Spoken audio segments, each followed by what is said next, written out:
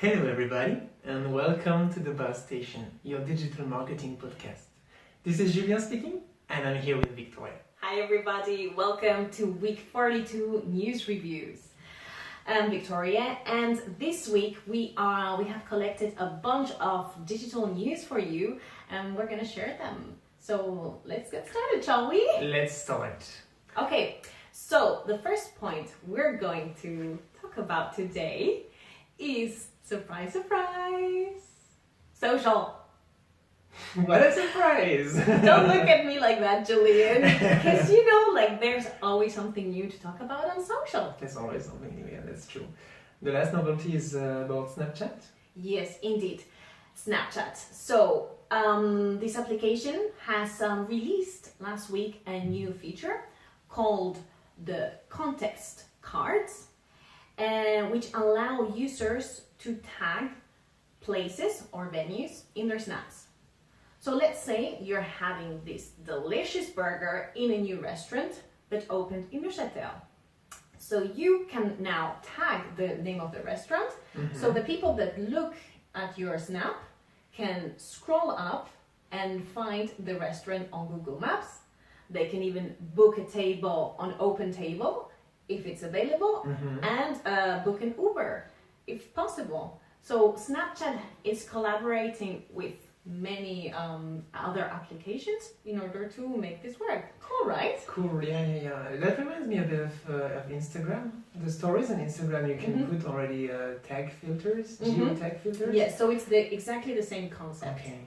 Except it's a bit more pushed, like you can book a table, like you said. Yeah, definitely. Okay. So it goes a step ahead on top of that. Okay. And it's pretty interesting, I think, for us marketers, because I wonder how long it's going to take until it's open for advertising. For advertising, yeah, well, like always, I would say that it's pretty soon because Snapchat has to hurry a bit and make some hard revenues now that they have In entered the the stock stock market. market and stuff. So, they have found a new way to possibly advertise something. Yeah, and get some income from there. And possibly convert as well. Like you remember in the last News episode reviews, yeah. about Facebook, not about the episode about Facebook, we talked about the fact that Facebook was seeing the conversions of people who was it Facebook? Yes, it is Facebook. Like you can add the geolocation in the ads, and then you can see when the person is going to the shop. Oh yeah. They go to store. Drive to store, exactly, on Facebook, yes, and yes. that sounds a bit like this, actually. Yeah, we've seen this kind of a trend of location-based apps and features. So definitely, there's something big. I think last week when we were talking about Facebook, we tipped a bit the top of the iceberg, and it is something that's going to be quite big. Yeah, I think location-based advertising might be a thing. Yeah. Definitely. Speaking of advertising, we'll come to our next topic. Yes. This time it's going to be a bit funny because we are usually not really speaking about email marketing, but yeah, this time we're going to talk about email marketing. Never say never. Never say never, and we are going to speak about MailChimp. Well, MailChimp because it's one of the main tools which is used by small and medium businesses to send their email campaigns to their subscribers. So we thought it would be interesting to include it in this little news review. MailChimp has launched what they call the Brain. It's brain, a big thing. Exactly. If you've seen their website, it's really like they have made this whole video things to really make a little story about it, to explain it. So what is the Brain? It's actually a very easy thing to understand. It's all their automation tools for whether it is for email marketing, so what they are most famous for, but also for advertising campaigns online with banners and stuff. So now you can do all of this in the same platform. Exactly. So it's been building over the last couple of months, and now they are trying to make the offer more clear. So that you know which kind of automation you can use with MailChimp. Earlier this month, MailChimp highlight the fact that they have started also their compatibility with Google AdWords and Google Display in particular to because maybe you do not know, but on Google AdWords you can since last year upload all of your emails. The database of emails. Exactly, to make some remarketing lists.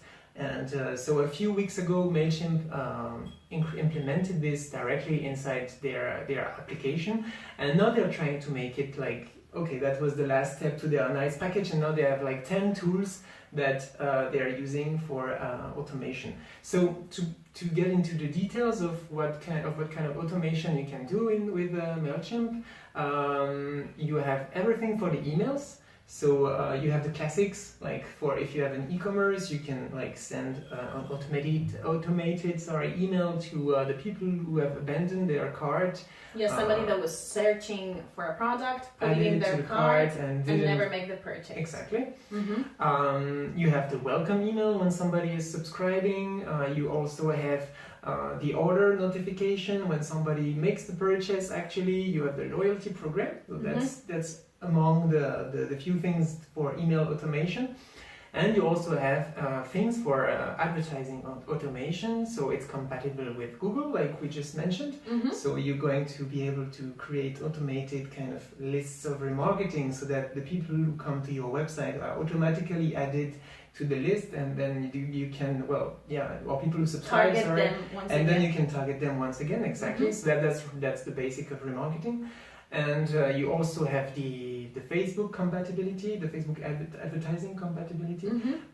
You can use MailChimp to define your audience on Facebook according to all the criteria you have about your database on MailChimp, and you can create Facebook audiences and Facebook look-alike as well. So the people who look like the people you have in your database will also be touched by the Facebook ads. So that's really it's nothing new. It's like but it's consolidating everything in one same platform to make life easier for marketers, and I think especially small and medium businesses, which are maybe not able to do so many things in separate platforms. It's better to have everything, and it's automated, so it's not like you have to set into Google and go and say, okay, I want to update my remarketing list. Like everything is done while you're away, and you just check how it's going every now and then, and that's all the work you have to do.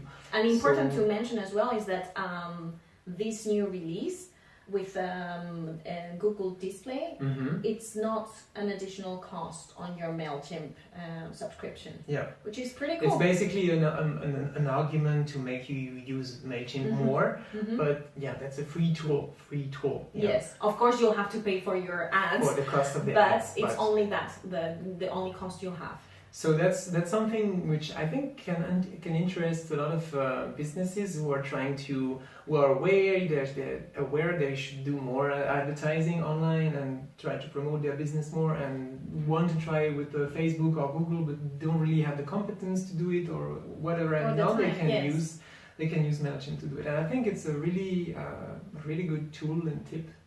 Yes, definitely. And if you guys are interested whatsoever in learning more about this tool, we can gladly prepare an episode dedicated to MailChimp and explain all the possibilities that you have in more detail. This is something we can, of course, do.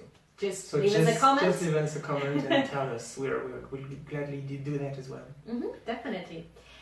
And to finish up today, we have an open question for you guys. So, how much information are you willing to provide to Google in exchange for free services?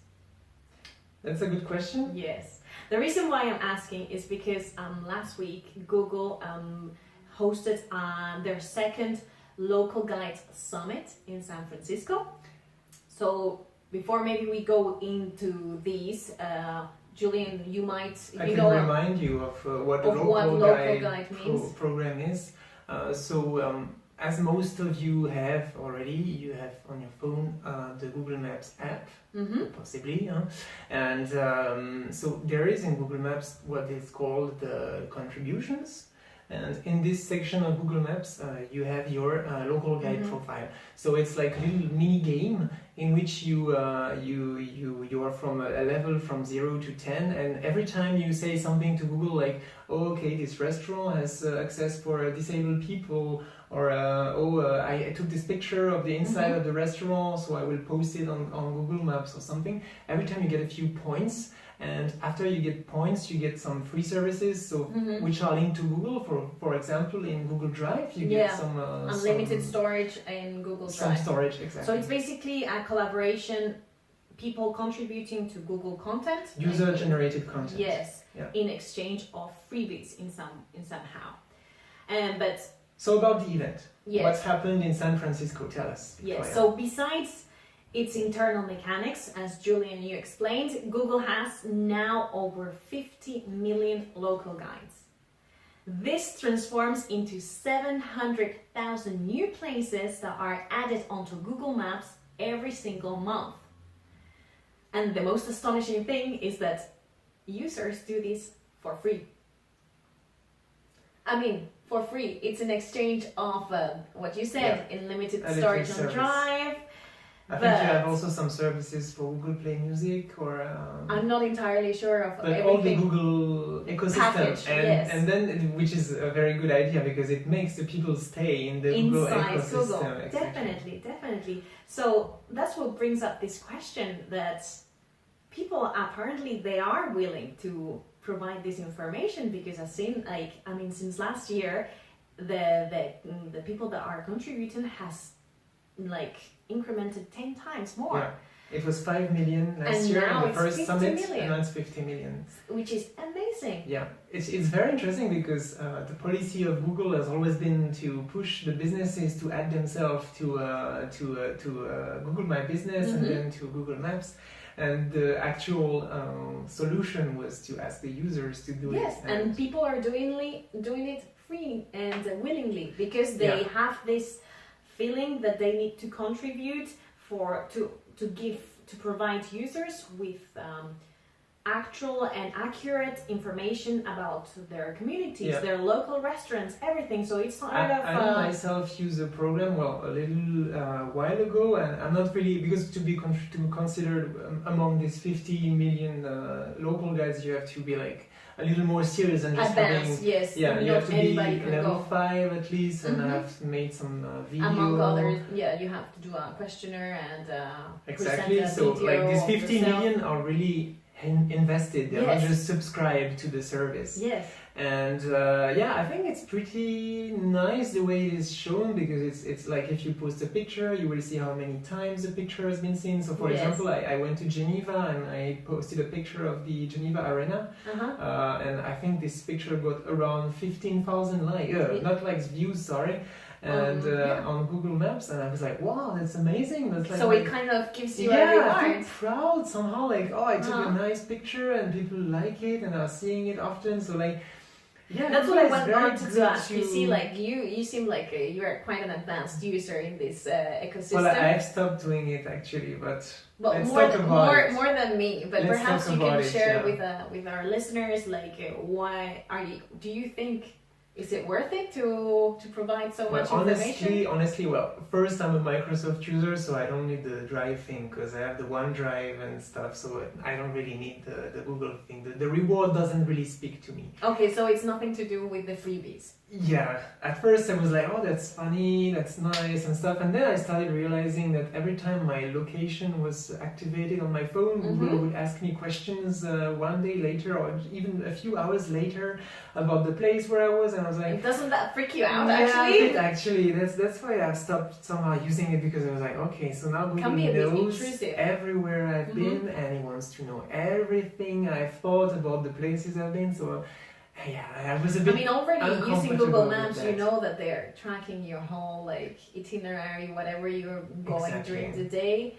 And if it's asking you questions, post a picture of where you are at now and all these things. It's always the same question in the end, what are they going to do with this data? Is it really something which is going to hurt you at some point and stuff? But also, what could they do? I mean, just think about the opportunity about tracking you everywhere. Just the day Google becomes evil, it's a bit. No, I don't want to sound like a dystopian person, but I mean, you have to think about this when you're giving all of this information. Like the last time we did the news review, we were asking, "Oh, are you willing to give your face to Apple for face recognition?" And here it's like, "Are you willing to give your location every time you're?" It's really valuable data in the end because they're learning about all of our movements. So an open question. We'd be happy to hear about what you think about it. If you're yourself a local guide and would like to explain to us a little more of what you're doing and why you're doing it, we'll be. And if you're not, would you enroll in this program? Yeah. What do you think? Tell us. Yeah. When you know that you have rewards, leave us a comment. We'll be happy to read your answers. Yeah. And thank you for joining us today. That was all for today, Yes, for another session of the Bus Station. And if you enjoyed today's show, do not hesitate to share it with somebody else that you think might enjoy it as well.